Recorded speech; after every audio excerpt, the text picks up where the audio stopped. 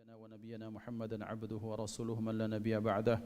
اللهم صل وسلم على سيدنا محمد مفتاح باب رحمة الله عدد ما في علم الله، صلاة وسلاما دائمين بدوام ملك الله وعلى آله وصحبه. اللهم رب اشرح لي صدري ويسر لي أمري واحلل عقدة من لساني يفقه قولي. سبحانك لا علم لنا إلا ما علمتنا إنك أنت العليم الحكيم. اللهم ارزقنا فهم النبيين وحفظ المرسلين وإلهام الملائكة المقربين. اللهم أغننا بالعلم وزينا بالحلم وأكرمنا بالتقوى وجملنا بالعافية. اللهم لا سهل إلا ما جعلته سهلا وأنت تجعل الحزن إذا شئت سهلا. لا حول ولا قوة إلا بالله العلي العظيم والحمد لله رب العالمين. نوينا التعلم والتعليم والتذكر والتذكير والنفع والانتفاع والإفادة والاستفادة والحث على التمسك بكتاب الله تعالى وسنة رسوله والدعاء إلى الهدى والدلالة على الخير ابتغاء وجه الله ومرضاته وقربه وثوابه سبحانه وتعالى.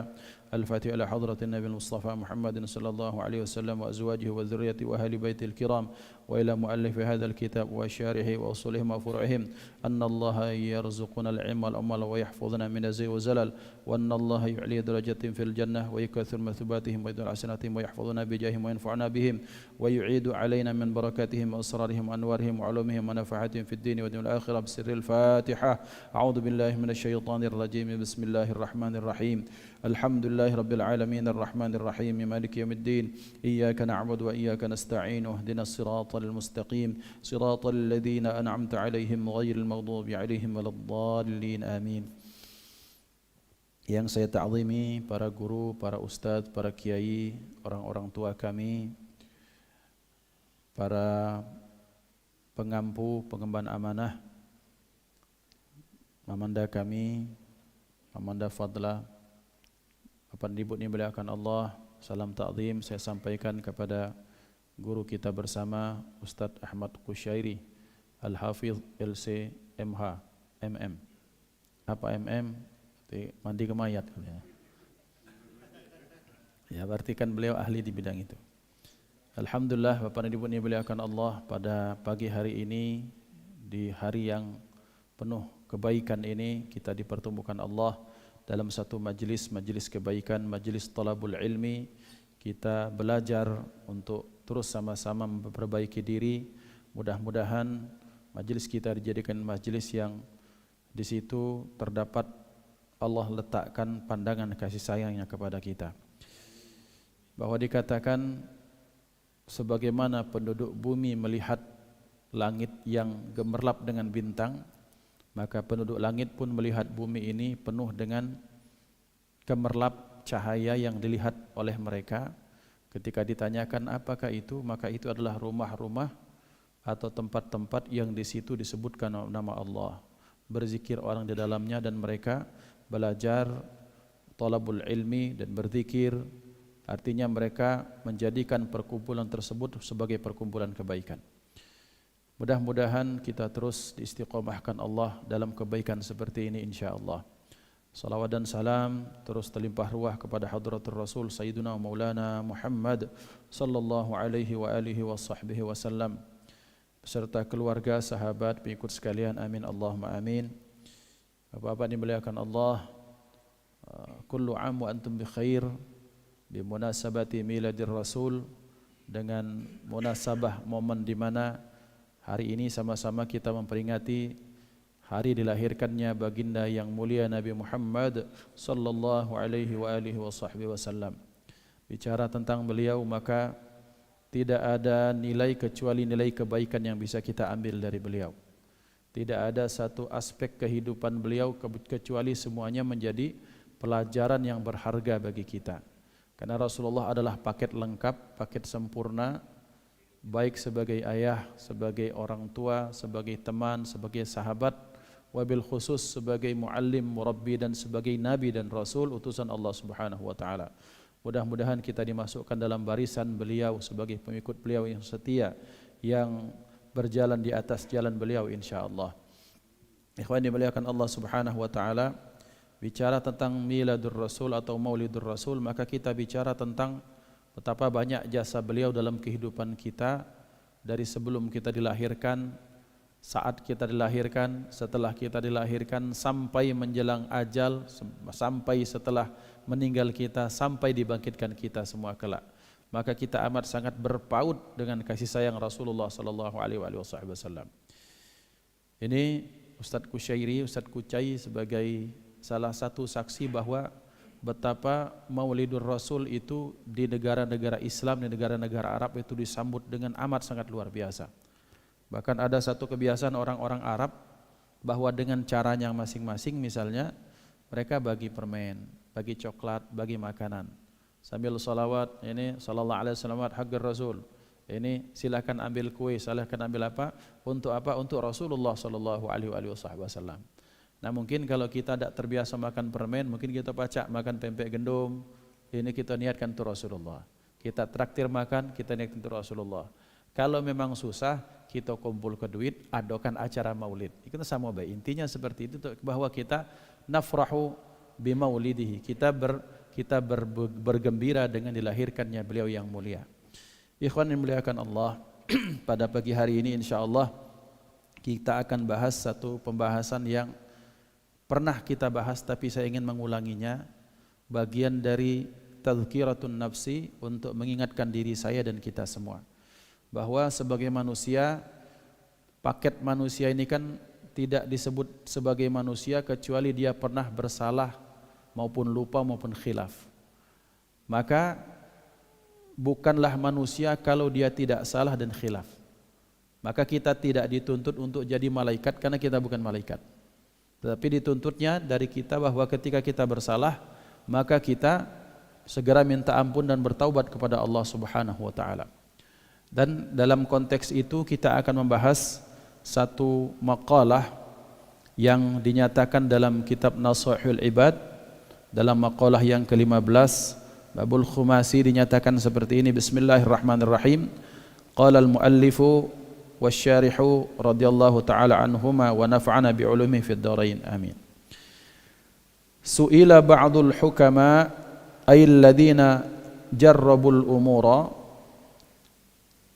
Telah ditanyakan sebagian ahli hikmah, siapa mereka? Alladzina jarrabul umur, yaitu mereka orang-orang yang banyak eksperimen ruhani mereka dalam banyak urusan, dalam banyak perkara. Ketika mereka ditanya, hal ya'riful abdu idza taba anna taubatahu qubilat am ruddat? Maka ditanyakan, apakah seorang hamba itu tahu ketika dia bertaubat, taubatnya itu diterima ataukah ditolak? Qala, maka berkata sebagian ahli hikmah, la ahkumu fi dzalika. Aku tidak bisa memutuskan hal tersebut. Ai fi kauni taubatil abdi maqbulatan aw mardudatan. Aku tidak bisa memberikan komen, kata mereka, tentang kondisi taubat seorang hamba diterimakah atau ditolak. Walakin, akan tetapi, kata beliau, lidzalika liqablit taubah, yakni untuk diterimanya taubat itu alamatun. Akan tetapi taubat yang diterima itu ada tanda-tandanya. Sittatun, ada 6 perkara. Ihdaha, salah satunya. Yang pertama, an yara ay ya'rifa nafsahu ghaira ma'sumatin minal ma'siyah. Bahwasanya dia tahu, yakni dia sadar bahwa dirinya tidak maksum, tidak pernah punya jaminan bahwa tidak bisa terlepas dari maksiat. Fayajuzu wuqu'uha fiha, boleh jadi dia akan tenggelam ke dalam maksiat tersebut. Yang kedua, watsaniyatu, yang kedua, yara fi qalbihi al-farha ghaiban ay ba'idan anhu. Yang kedua, bahwa dia merasa bahwa hatinya itu al-farha, rasa senang-senangnya itu lari atau hilang darinya. Wal huzna syahidan, bahwa kemudian sebaliknya rasa sedih itu muncul. Hadiran indahu, kemudian hadir maksudnya bersamanya. Watsalisatu, yang ketiga, yaqrubu atau yaqrubu ahlal khairi wa yub'idu ahlal syarri khaufan minal wuqu'i fil ma'siyati. Yang ketiga, bahwa dia senantiasa dekat kepada ahlul khair, orang-orang baik, dan berusaha menjauhi orang-orang yang maksiat, orang-orang yang buruk. Warabi'atu, yang keempat, yaral qalila minad dunya katsiran. Dia melihat perkara bagian di dunia ini yang sedikit itu banyak di dalam dirinya. Fayakhudhu minha biqadri daruratihi, maka dia mengambil bagian dari dunia itu sesuai kebutuhan saja. Wa yaral katsira min amalil akhirati qalilan, sementara dia melihat amal akhirat yang dilakukannya sedikit. Fayatlubu ziyadata alaihi, kemudian dia berusaha untuk menambahnya. Wal khamisatu, dan yang kelima, yara qalbahu mushtaghilan bima dhamin ay iltazam min Allah. Yang kelima, bahwa dia melihat dirinya itu sibuk dengan apa yang telah dijaminkan Allah min anwa'it takalif, yaitu apa yang telah Allah turunkan berupa syariat. Dia disibukkan untuk menjalankan syariat. Farighan, yakni khalian, kemudian kosong hatinya, amma dhamin fi kaflillahi ta'ala minhu ay minar rizqi, kemudian hatinya kosong daripada terus memikirkan rizki dari Allah Subhanahu wa taala. Kemudian yang keenam, yakunu hafizal lisan. Yang keenam itu dia berusaha menjaga lisan. Kita cukupkan sampai di sini dulu karena penjelasan yang keenam ini panjang. Ikhwah yang dimuliakan Allah, bahwa sering saya sampaikan Allah Subhanahu wa taala itu walillahil asmaul husna fad'uhu biha, bahwa Allah Subhanahu wa taala itu kan punya nama-nama yang baik. Maka kata Allah fad'u biha, maka berdoalah dengan nama-nama tersebut. Nah, berkenaan dengan nama ini kan macam-macam. Ada al-asmaul husna, ada al-ismul a'zam, ada nama-nama Allah yang baik yang bisa kita temukan dalam Al-Quran. Ada nama-nama al-ismul a'zam yang itu tercantum dalam Al-Quran kah, atau tercantum dalam hadis Nabi Muhammad sallallahu alaihi wasallam, atau yang Allah ajarkan kepada para nabi dan rasulnya, atau nama-nama yang Allah ajarkan kepada hamba-hamba yang ia pilih. Intinya Allah itu sangat suka, sangat senang manakala namanya dipanggil. Maka untuk kita orang-orang awam yang diberikan kemampuan belajar terbatas seperti kita dalam kondisi level kita masing-masing, maka mungkin kita jauh dari al-ismul a'zam, maka kita memanggil Allah dengan nama-nama yang baik. Di antara nama-nama Allah yang baik itu kan ada Al-Ghafur dan Ghaffar. Ghafur itu Maha Pengampun, Ghaffar itu Maha Pengampun. Makanya kalau ada orang sering dipanggil Abdul Ghafur, Abdul Ghaffar, itu sama, ya. Artinya hamba Allah yang Maha Pengampun. Nah, ikhwah, perbedaannya kemudian para ulama al-shawab menyatakan seperti ini. Kalau Ghafur itu artinya Allah Subhanahu wa taala mengampunkan semua jenis dosa yang dilakukan hambanya, besar atau kecil. Ketika hamba tersebut taubat dengan sebenar-benar taubat, maka Allah akan ampuni itu.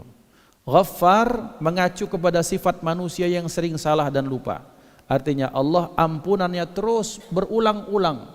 Ketika seorang hamba salah, kemudian dia taubat, diterima Allah, tenggelam lagi karena iman yang rendah dalam kemaksiatan, maka kemudian minta ampun, Allah ampunkan lagi.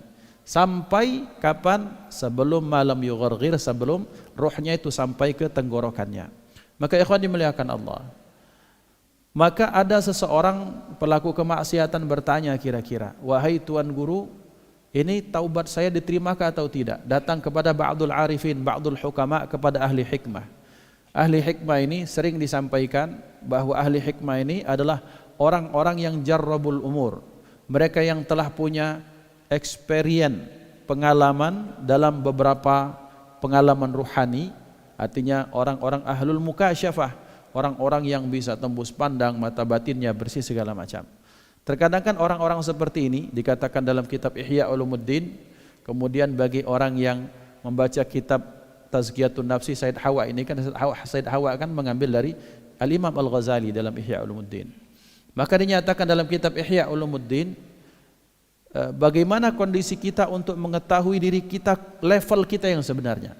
Maka kata Imam Al-Ghazali radhiyallahu anhu, beliau menyatakan seperti ini, carilah orang-orang yang mau atau mampu atau bisa melihat kekurangan dirimu. Dalam bahasa ahli tasawuf, bahwa kita mencari orang-orang yang batinnya bersih sehingga aib kita itu kelihatan. Bapak dimuliakan Allah, dalam banyak hazanah literatur kita temukan betapa banyak orang-orang soleh Yang kadang dia manggil orang, anjing kau sini. Maaf ya, ini bahasanya kasar. Kau anjing sini. Padahal yang dipanggil manusia. Sementara kita tahu ternyata dalam Islam enggak boleh kita panggil orang wala tanabazu bil alqab. Ya enggak bisa, karena orang itu dalam kondisi itu melihat fulan bin fulan, dalam penglihatannya itu memang anjing. Karakternya. Mana buktinya? Seperti kita lihat dalam sejarah Sayyidina Hasan bin Ali binti Fatimah binti Rasulullah. Sayyidina Ali Zainal Abidin. Ketika satu saat beliau sedang duduk di pelataran Ka'bah sambil menangis, melihat orang-orang yang tawaf. Ketika menangis, wahai guru, kenapa anda seperti itu? Saya lihat tidak ada manusia yang tawaf ini. Manusia ini yang tawaf. Ya sudah, kata beliau.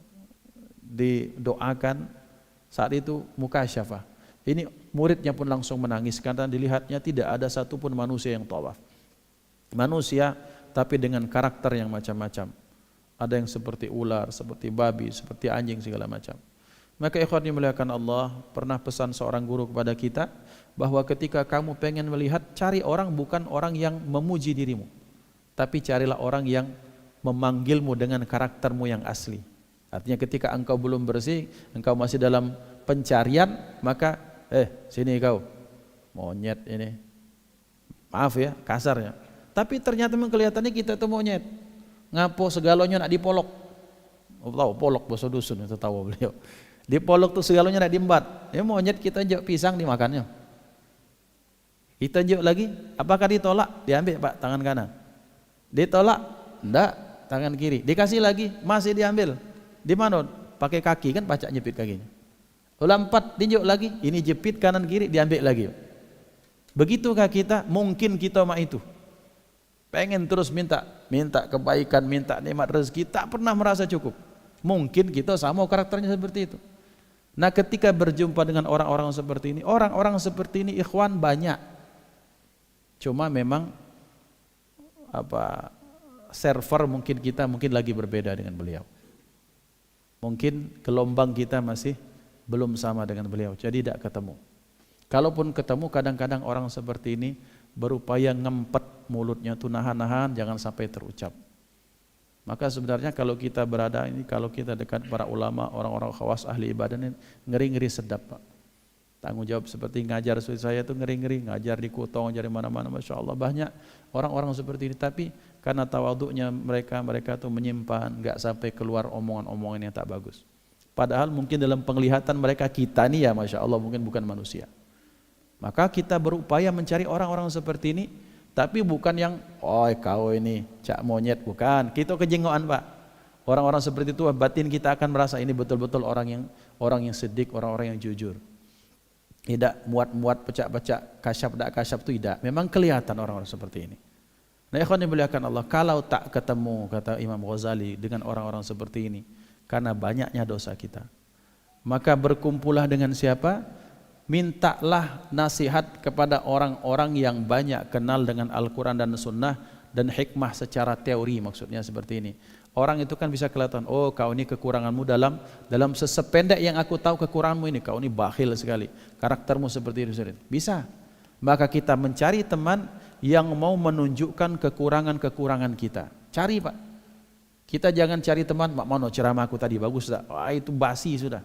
Bagi kita ini mencari orang yang apalah kurangku. Ini teman yang kita minta tolong kasih tahu saya, dia pun jujur ngasih tahu lillahi ta'ala. Dan biasanya orang kalau memang jujur lillahi ta'ala ngasih taunya itu biasanya 4 mata. Face to face, berdua saja.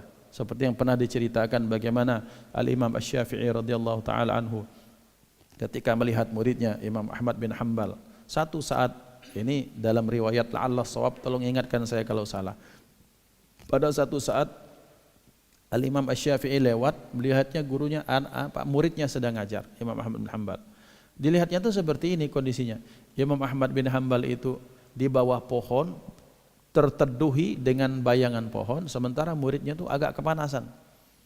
Ya, murid-murid tidak masalah, namanya dengan guru biasa baik. Tapi ini tidak patut. Maka Imam Syafi'i biarkan. Dia tidak ditegur di tempat. Malam-malam kira-kira jam 11, jam 12, tok. Assalamualaikum. Ya Allah guru, waalaikumsalam, ada apa?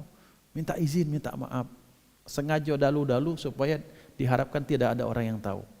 Baru kemudian dia kasih tahu, gini tadi minta maaf tadi ku jingok kau pas ngajar, ente pas ngajar tadi, kau tadi terteduhi, kamu dalam naungan sementara murid-muridmu kepanasan. Itu tidak patut bagi kita sebagai pengajar. Maka sang murid menangis, Masya Allah, atas peringatan guru bahwa betapa sayangnya guru tidak mau menjatuhkan karakter martabat seorang muridnya di depan murid-muridnya. Ikhwan dimuliakan Allah. Tapi Ustadz, mak mano kadang-kadang ada wong yang negur itu di depan wong banyak. Nah, husnudzonnya bagaimana? Husnudzonnya adalah jangan-jangan setelah itu tidak punya kesempatan lagi untuk diingatkan. Contoh terjadi, Allahyarham Sayyidi Syekh Kiai Haji Ahmad Qari Nuri, bapaknya Ustadz Mudrik, Kiai Mudrik itu pernah menurunkan orang, kalau tidak salah, menurunkan orang dari khutbah. Dalam cerita juga banyak di Sekatiga di kampung beliau ada kejadian orang-orang yang diturunkan, woi turun kau, tidak sah. Kenapa? Khutbahnya kurang syahadat kah, kurang solawat, kurang rukun dalam khutbah Jumat. Yang seperti itu kalau dibiarkan Pak, satu masjid itu tidak sah Jumatannya. Artinya apa? Memikirkan nama baik karakter orang tersebut, misalnya marwah muruahnya itu, wibawanya itu maslahat, memikirkan menjaga nama baik. Tapi menjaga kemaslahatan sholat Jumat orang beratus-ratus jauh lebih utama. Maka kadang ulama, kadang mereka diingatkan langsung di tempat. Karena mengapa? Karena ditakutkan kalau tidak diingatkan akan terulang kesalahan seperti itu. Sementara momennya mungkin tidak akan terulang lagi. Maka ikhwan dimuliakan Allah, berarti tinggal yang mengingatkan atau yang diingatkan sama-sama legowo, sama-sama ikhlas lillahi ta'ala. Nah ikhwan dimuliakan Allah, jadi bicara tentang orang seperti ini, kalau ada teman yang mengingatkan kita, maka syukuri bahwa teman-teman seperti ini adalah orang yang ikhlas lillahi ta'ala. Yang ketiga, bagaimana cara mengetahui kekurangan kita? Kita buat list aib, list dosa hati, list kekurangan hati. Ada amarah, ada dendam, ada bakhil, ada ini itu, dengan tanda-tandanya masing-masing. Kemudian kita baca satu-satu, paskan, cocokkan dengan diri kita, dan kosongkan diri kita dari pemaafan terhadap diri sendiri. Bakhil, oh ya aku tidak bakhil. Padahal tiap hari ketika datang proposal selalu nolak. Itu kan namanya mencari-cari, masih ego dengan dirinya sendiri. Maka kita buka aib diri kita sendiri, kita harus jujur dengan diri kita sendiri dengan hati yang paling jujur. Masuk dalam list, masuk. Berarti ya Allah dapat ponten sekitar ada 10 kekurangan. Maka itu ikhwan, setelah kita mengevaluasi, kita istighfar, taubat kepada Allah. Nah, tetapi kemudian ternyata taubat kita ini kan tidak tahu, Pak. Kita tidak tahu apakah taubat kita diterima oleh Allah atau tidak. Hijrahnya kita ini diterima atau tidak. Rasa semangat kita memperbaiki diri ini diterima atau tidak. Maka kata sang syekh ini ketika ditanya salah seseorang jamaahnya, saya tidak tahu apakah taubatmu diterima atau tidak. Tapi ada indikator, kata beliau. Ada tanda-tanda bahwa taubat seorang hamba itu diterima oleh Allah atau tidak. Apa tanda-tandanya? Yang pertama kata beliau, yara fi qalbihi al-farha ghaiban. An yara nafsahu ghaira ma'sumatin minal ma'siyati. Yang pertama, bahwa dia melihat dirinya tidak pernah punya jaminan terlepas dari maksiat. Jadi ikhwan dimuliakan Allah, bahwa sebagai seorang hamba kita harus sadar bahwasanya kita semua ini dengan apapun peran kita. Ada yang jadi ustadz, ada yang jadi imam masjid, ada yang jadi marbot, ada yang jadi jamaah, ada yang jadi kepala keluarga. Jangan pernah merasa yakin bahwa kita tidak pernah salah. Kita ini tidak punya jaminan tidak salah, Pak. Maka ketika rasa itu bahwa kita tidak mungkin tidak salah, artinya kita pasti berpotensi punya salah, dan pasti kita punya kesalahan, dan kita pasti punya dosa, maka itu tanda-tanda bahwa orang tersebut taubatnya diterima oleh Allah. Rasa perasaan kesadaran itu tidak bisa direkayasa. Oh ya aku ini sadar, aku ini, tapi itu baru ucapan, belum bentuk kesadaran. Kesadaran itu adalah manakala pikiran yang paling jujur dalam dirinya mengatakan, betul ya Allah aku ini banyak salah. Dan pada hakikatnya memang salah ikhwan. Karena ikhwan yang muliakan Allah, kadang-kadang kita ini karena merasa sesuatu yang sudah berulang-ulang, Kesalahan Pak ya, dalam teori NLP, Neuro Linguistic Program itu menyatakan seperti ini. Satu kesalahan itu akan dimaklumi manakala kita lakukan secara berulang-ulang. Hari ini orang mencuri akan mengatakan salah. Besok dia mencuri lagi akan mengatakan salah. Lama-lama dia akan menganggap itu pencurian merupakan hal yang biasa. Oke, pencurian bukan hal yang ya sudah tahulah Ustadz kalau mencuri. Nah sekarang bagaimana? Bahkan ikhwan yang dimuliakan Allah, bahkan tanpa kita sadar tiap hari mungkin kita melihat aurat orang lain. Ketika dia tidak pakai jilbab, maka bagian dari yang boleh terbuka muka dan telapak tangan itu kan sudah merupakan aurat. Tiap hari dijenguk, ya dosa Pak. Biasa be, ya biasa be, itu bagi kita kan. Maka ikhwan dimuliakan Allah, maka tidak berlebihan kalau dikatakan tiap hari kita pasti berdosa. Bedanya ada yang sadar dengan dosanya, ada yang tidak sadar. Nah orang-orang yang bertaubat itu adalah orang-orang yang sadar bahwa dirinya tidak akan pernah lepas potensi kesalahan dan maksiat, baik dalam ucapan, perbuatan ataupun apa yang terbersit dalam hatinya. Maka ikhwan dimuliakan Allah, jadi ternyata bagaimana supaya kita tahu bahwa itu salah atau tidak, yaitu satu majelis ilmu. Itulah fungsi majelis-majelis ilmu seperti ini. Duduk bersama orang-orang soleh, duduk bersama orang-orang yang mau mengingatkan kita, minta sama Allah supaya ditunjukkan mana yang benar, mana yang salah. Itu semua cara bahwa supaya kita tahu bahwa kita ini berdosa atau tidak. Yang paling jelas, maka acuannya adalah kita melihat keseharian manusia yang paling mulia yang dilahirkan pada hari ini, baginda Nabi Muhammad sallallahu alaihi wasallam. Jadi yang pertama itu tidak ada rasa jaminan bahwa dia tidak pernah punya salah. Pasti punya salah. Pasti Pak. Nah itu yang jadi masalah adalah kita tidak pernah merasa salah. Nah di situ masalahnya. Tidak pernah salah, tidak pernah berdosa, tidak pernah nyakiti wong, tidak pernah nyinggung perasaan. Padahal sebenarnya kita banyak salah. Nah masalahnya di mana? Ya itu masalahnya. Berarti kita harus banyak lagi memperbaiki kualitas taubat kita. Yang kedua, orang-orang yang taubat kepada Allah itu yang taubatnya diterima, kata ahli hikmah ini, bahwa dia melihat rasa senang, rasa gembira berleha-leha itu hilang. Yang muncul rasa sedih. Maknanya mana Pak? Maknanya bahwa orang yang taubatnya diterima oleh Allah lebih cengeng Pak. Sesangar-sangar, mari dalam cerita kita baca, orangnya masih hidup. Sesangar-sangar siapa? Mike Tyson Pak. Sebelum Islamnya. Bagaimana Mike Tyson? Ini betul-betul mesin pembunuh. Kan belum sampai 1 menit selesai KO musuhnya. Karena memang dia ceritakan bahwa nafsuku memang membunuh itu tuh orang harus kuhabisi. Minumnya minuman keras, kemudian makan sesuatu yang diharamkan Allah, bergaul dengan orang-orang yang keras hatinya, dimasukkan dalam otaknya bahwa musuhmu harus kau habisi secepat mungkin. Bayangkan uang, bayangkan wanita, bayangkan kesenangan seperti itu. Jadi nafsu membunuhnya tinggi. Tinggi betul. Tapi lihat ketika dia sudah Islam, baca lihat sejarah bagaimana. Seorang Mike Tyson menangis, lucu. Yang padahal kamus itu tidak ada dalam dirinya. Maka berbahagialah bapak-bapak ketika ada salah seorang di antara kita bahwa mungkin kita merasa gampang apalah, gampangnya nangis ini. Bersyukur Pak. Tapi Ustadz malu, dia mau ke cak preman India, muka sangar katanya, betisnya pukang Maradona, hatinya Madonna katanya, misalnya kira-kira itu. Ya tidak masalah, bersyukur bahwa dinyatakan dalam Al-Quran bahwa yakhiruna sujjada wa bukiya, bahwa salah satu karakter hamba Allah yang Allah ini, mereka tuh merendahkan dirinya, mereka suka bersujud dan suka menangis terhadap kesalahan-kesalahannya. Berarti apa? Berarti ketika kita menemukan bahwa kita gampang menangis, cengeng, dengarkan puisi kita sudah tersentuh, dengarkan nasyid, nasihat, dengarkan solawat itu kita menangis, mahalul qiyam kita menangis bersyukur. Itu hati yang lembut.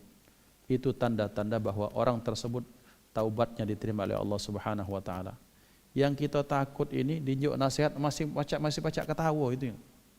Dengarkan nasihat yang parah-parah tapi kita ketawa-ketawa. Oh Ustaz itu lucu. Tidak kata nilai-nilai tergetar ke hatinya itu kita ngeri. Tapi Ustaz kami ini kan mana tidak baca, tidak ketawa Ustaz. Yo Ustaz ini hobi main.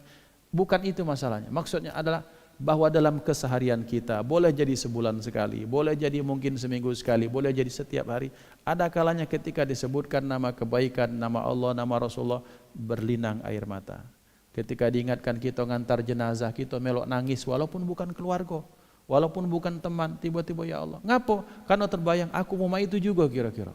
Nah ini tanda bahwa hatinya dilembutkan oleh Allah Subhanahu wa taala. Jadi jangan malu Pak untuk menangis. Laki-laki itu wajib menangis, jangan ditahan-tahan. Kalau nak nangis, nangislah sekarang. Ya. Karena kenapa? Daripada kita nangis di dalam alam barzah, naudzubillah, naudzubillah. Jadi tangisannya bagaimana? Bahwa orang yang taubatnya diterima oleh Allah Subhanahu wa taala, hatinya lembut, hatinya betul-betul cepat tersentuh. Ingat orang tua nangis, doakan orang tua nangis, ingat guru-gurunya. Tapi Ustaz tidak segampang itu, tapi tetap bahwa dia pernah merasa sedih, maka itu merupakan bagian dari taubatnya diterima oleh Allah Subhanahu wa taala.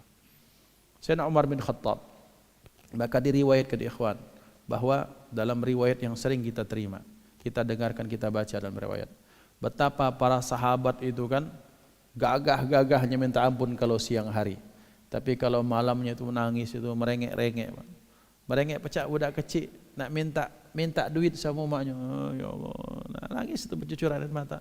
Itu biasa itu. Itu bukan apa-apa. Itu menunjukkan bahwa itu orang memang taubatnya, indikator taubatnya diterima oleh Allah Subhanahu wa taala.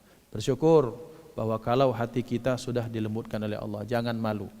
Dan kita kalau nyengok kawan itu jangan diolah, oh budak ini jantan dan tiga karati masih cengeng kan nih pecah budak betino. Di situ bola masalahnya. Ya. Padahal malulah kita yang tidak pernah menangis, berarti hati kita keras. Itu ya ikhwan. Kemudian selanjutnya faktor yang tak kalah penting yang ketiga, yaqrubu ahlal khairi wa yub'idu ahlas syarr. Orang yang taubatnya diterima maka kelihatan dari pergaulannya.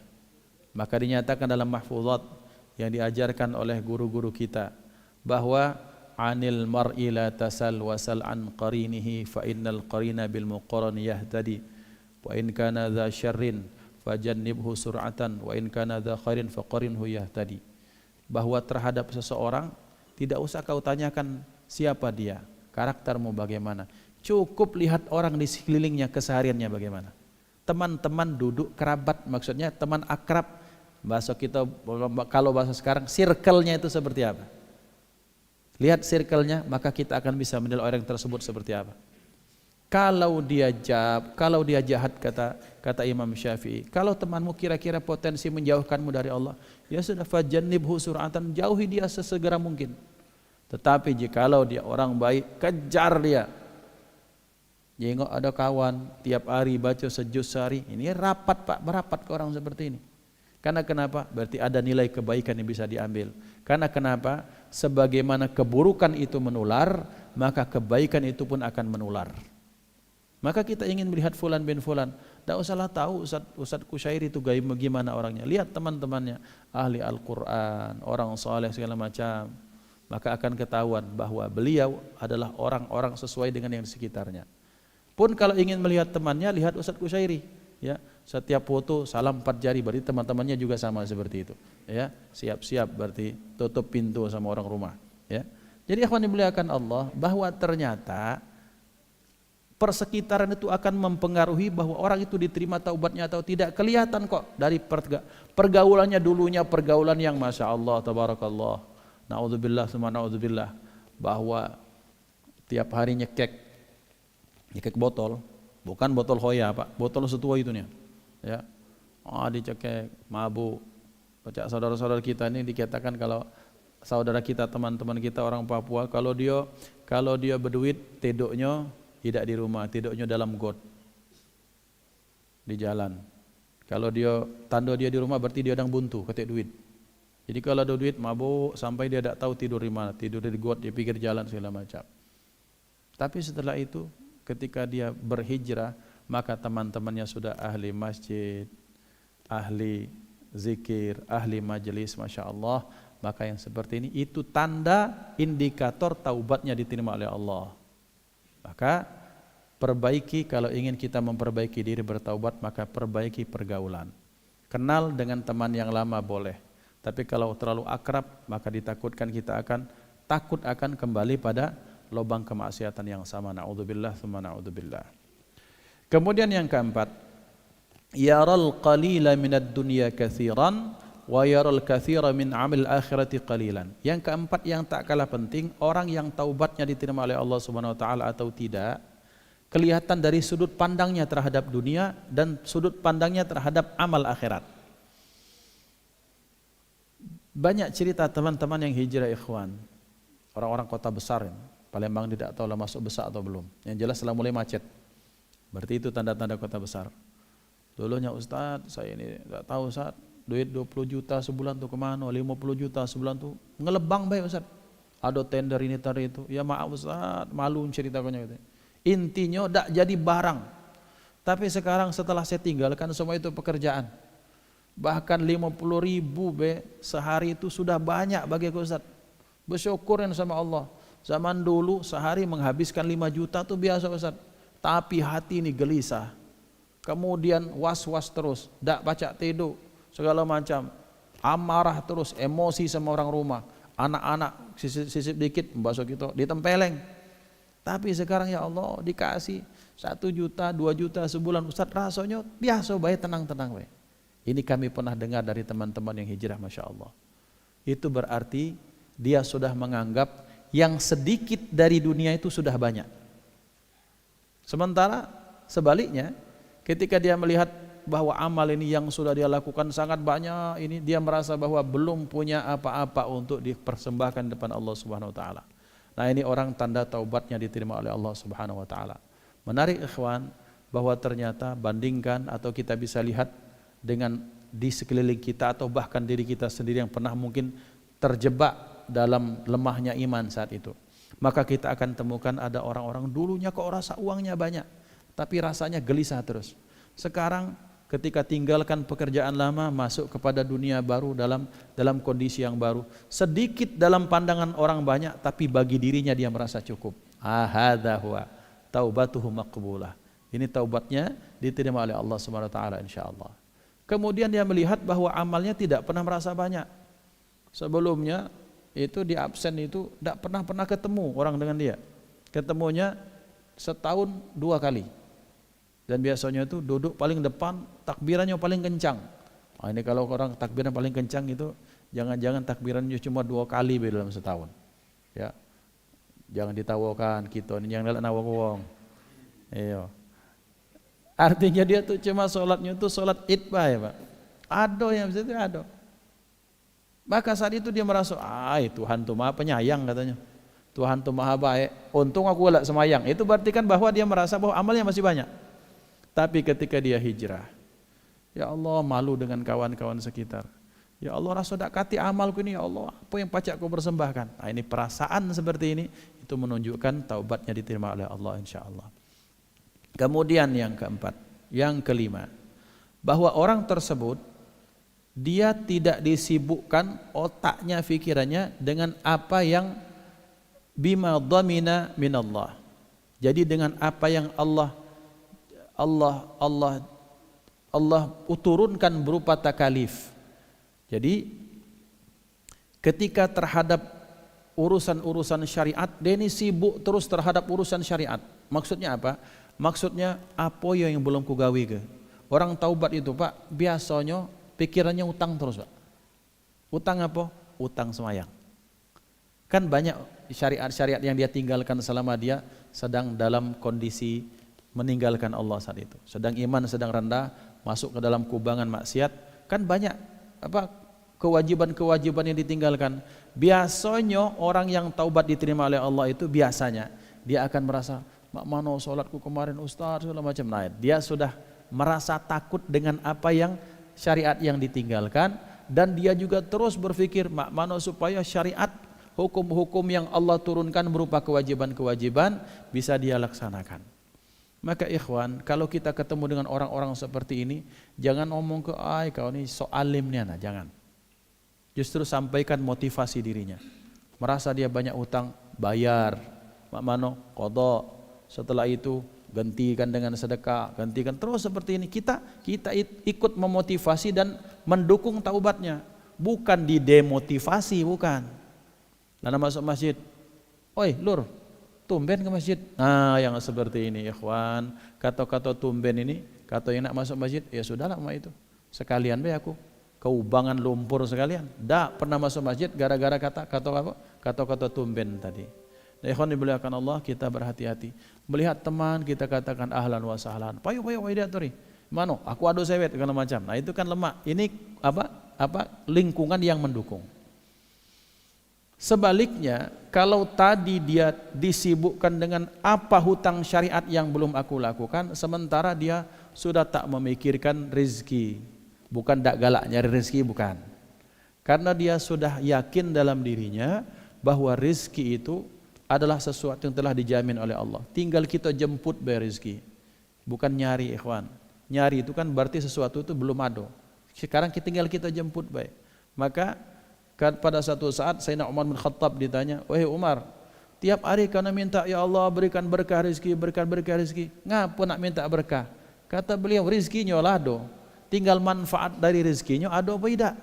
Nah sekarang aku minta kepada Allah kemanfaatan dari rezeki itu supaya diberikan kepadaku. Rezekinya sudah Allah jamin kok, kata beliau. Sebelum kita lahir itu sudah tercatatkan rezeki kita masing-masing. Tinggal kita mencari keberkahan pada rezeki tersebut.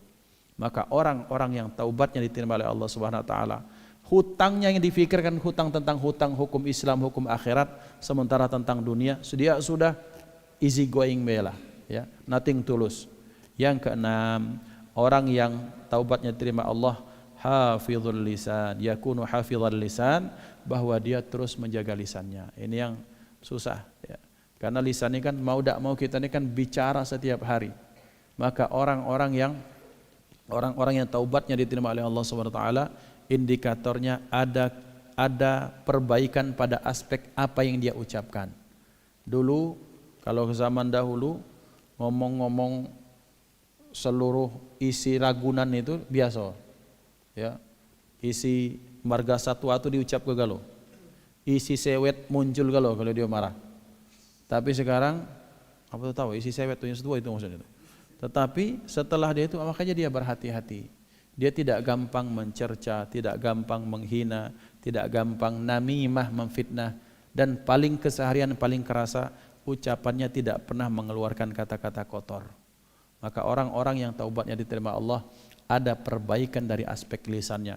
Dulunya yang diucapkan yang membuat Allah murka. Sekarang ketika dia taubat, maka yang dia sampaikan hal-hal yang tidak mengundang murka Allah, bahkan sebaliknya, mazama lisanuka rutaban bidzikrillah, bahwa lisannya terus dibasahi dengan zikir kepada Allah Subhanahu wa taala. Ini ikhwan yang dimuliakan Allah, pembahasan kita pada hari ini.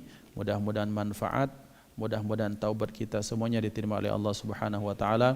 Terus kita dijadikan hamba yang memperbaiki diri kita hari demi hari, sehingga ketika kita menghadap Allah maka semuanya sudah dibersihkan dalam pandangan Allah Subhanahu wa taala.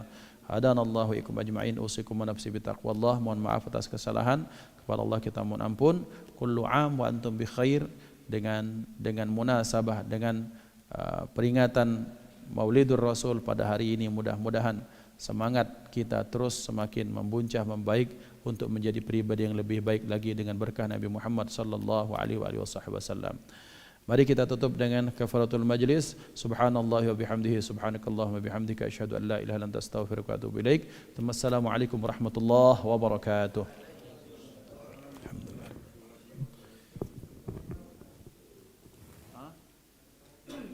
Boleh. Diatori, enak bertanya. Ustaz Fadlan yang jawab.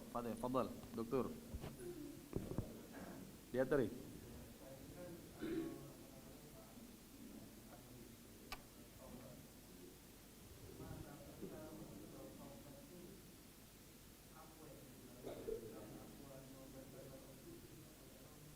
Baik.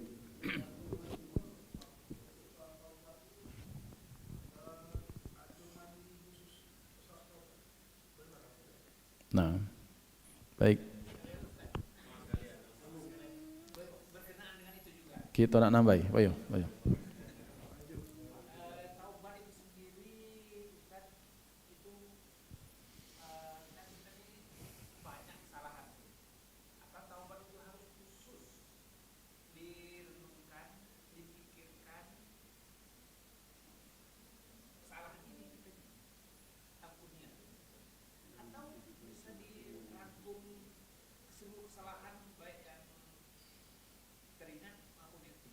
Ya, baik.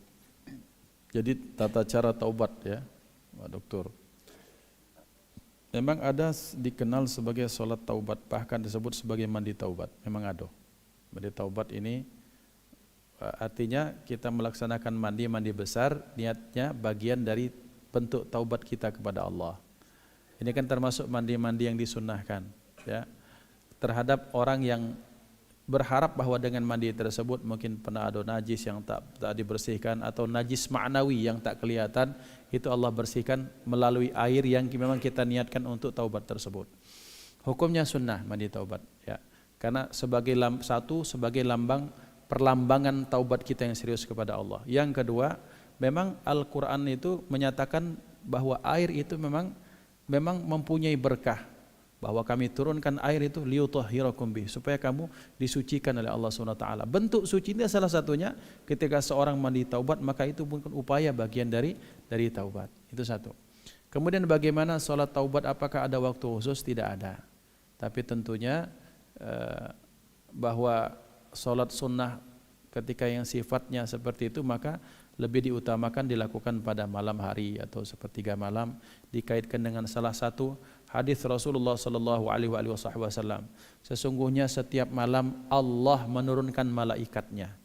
Allah menurunkan malaikatnya, kemudian sepertiga malam itu malaikat itu fanada fayunadi munadin minas sama.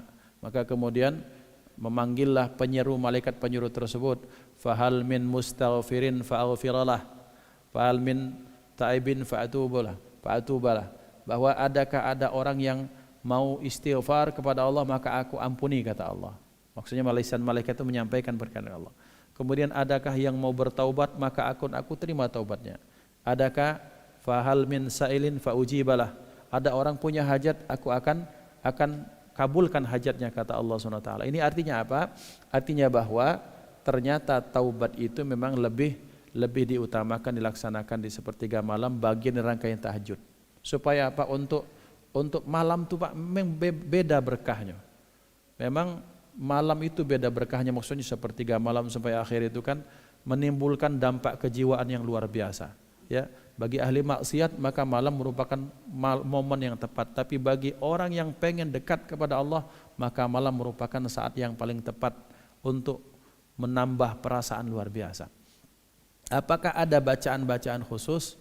Ya banyak. Ya, Rasulullah kan ada zikir-zikir, bagian dari zikir taubat, yang kalau kita baca Sayyidul Istighfar 3 kali itu kan bagian dari taubat sebenarnya. Intinya taubat itu kembali mengembalikan diri kita kepada fitrah kita, itu intinya. Bahwa kita yang selama ini mungkin kita punya mobil, punya badan, kita kotor, kemudian kita basuh, bersih benar-benar, itu kan bentuk inti taubat seperti itu. Apakah ada bacanya? Maka bacanya ada. Salatnya bagaimana? Ya kalau tidak baca, yang paling umum dalam riwayat ya qul ya al kafirun dengan qul huwallahu ahad. Tapi kalaupun ada ijazah khusus dari gurunya, laksanakan sesuai dengan ijazah. Apakah ayatul kursi sekian, misalnya baca ayatnya sekian.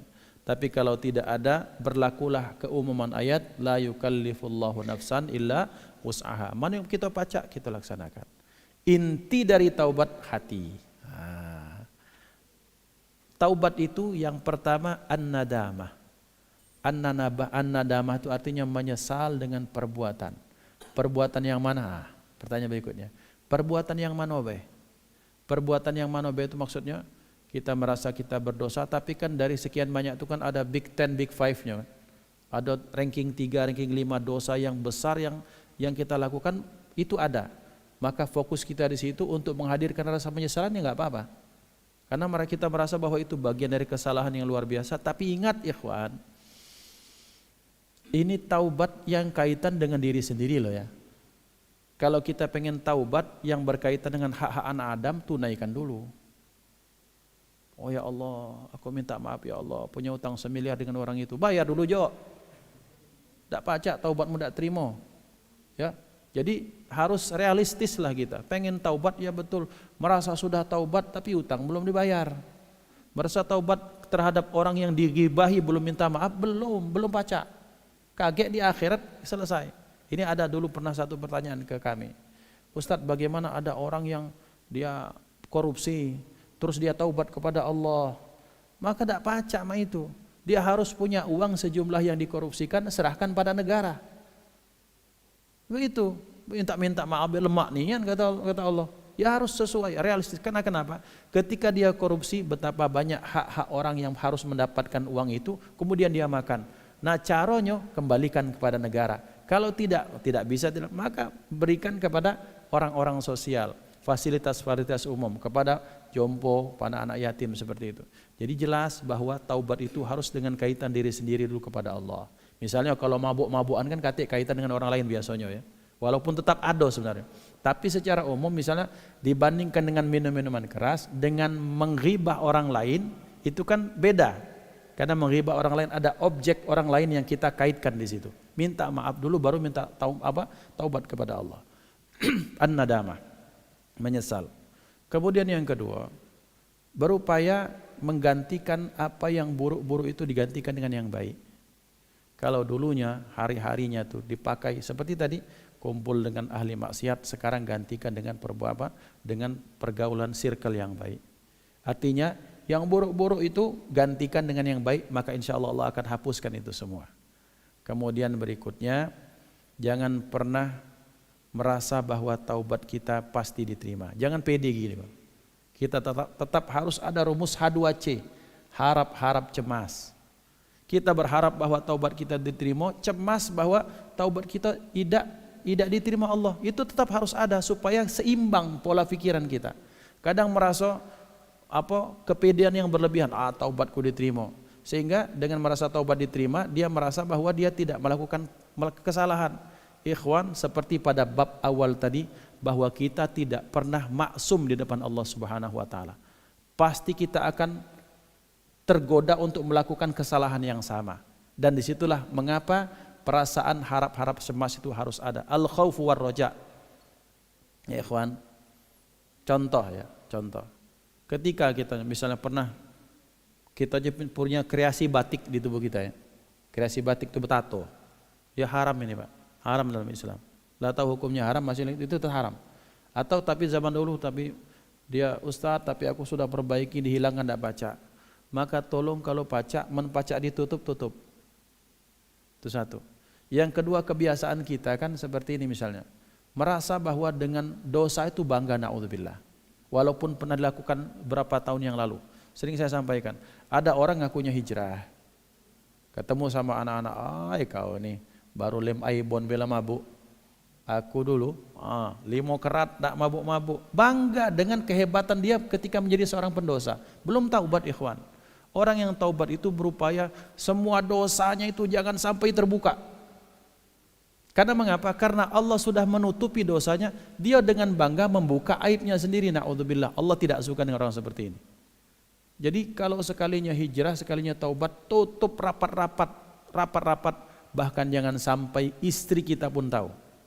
Cukuplah Allah yang tahu dan para malaikat. Berharap bahwa itu tidak akan dibukakan Allah di akhirat. Jadi apakah ada sholatnya? Ada sholatnya. Apakah ada mandi taubat? Ada mandinya. Adakah bacaan secara khusus? Ada. Tapi kalau ada baca istighfar sebanyak-banyaknya. Karena kenapa? Karena Rasulullah SAW bahkan beliau istighfar sehari minimal 100 kali. Rasul yang tidak punya dosa dan salah. Kita berarti membaca 101 lah. Karena Rasulullah enggak punya salah, kita banyak salah ini, tambah dikit lah kira-kira seperti itu. Nah, ikhwan dimuliakan Allah, itu taubat. An-nadamah, merasa menyesal, kemudian menggantikan yang buruk dengan yang baik, kemudian istiqomahlah minta kepada Allah supaya taubat kita ini terus menerus diistiqomahkan Allah sampai kita mati. Nah, jadi ini yang dapat kita sampaikan. Insyaallah kita bisa lanjutkan nanti di sesi santai-santainya nanti ya, di kalam khafif nanti insyaallah. Mudah-mudahan manfaat. Usikum nafsi bi taqwallah. Assalamualaikum warahmatullahi wabarakatuh.